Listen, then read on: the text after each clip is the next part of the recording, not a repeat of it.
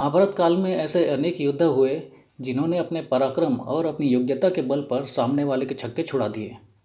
महाभारत के युद्ध में इन योद्धाओं ने अपने पराक्रम का परिचय दिया, जिससे हजारों साल बाद आज भी लोग उन्हें याद रखते हैं।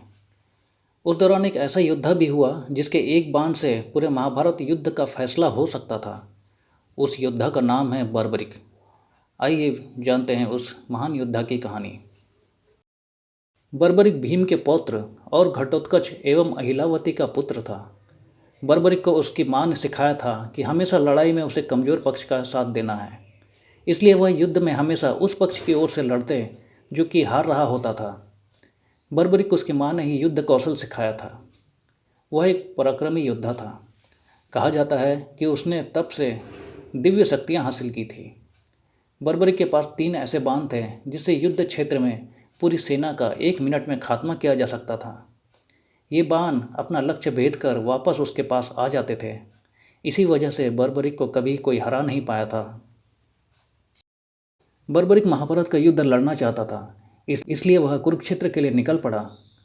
श्री कृष्ण जी को जब यह पता चला तो उन्हें लगा कि बर्बरिक आ गया तो युद्ध का परिणाम उलट जाएगा। इसलिए कृष्ण एक ब्राह्मण का भेष धारण कर बर्बरिक के सामने पहुंच गए। श्री कृष्ण ने ब्राह्मण के भेष में बर्बरिक से भिक्षा मांगी।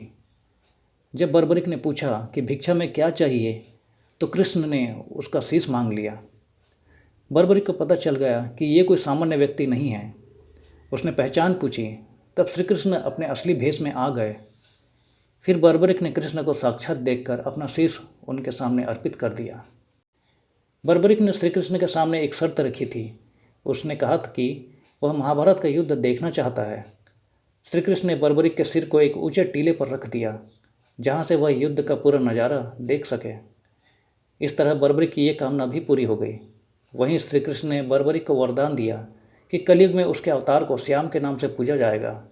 कहा जाता है कि राजस्थान के सीकर में खाटू श्याम जी बर्बरिक के रूप में ही प्रकट हुए थे। रोजाना हजारों लोग खाटू श्याम जी के दर्शन के लिए पहुँचते हैं।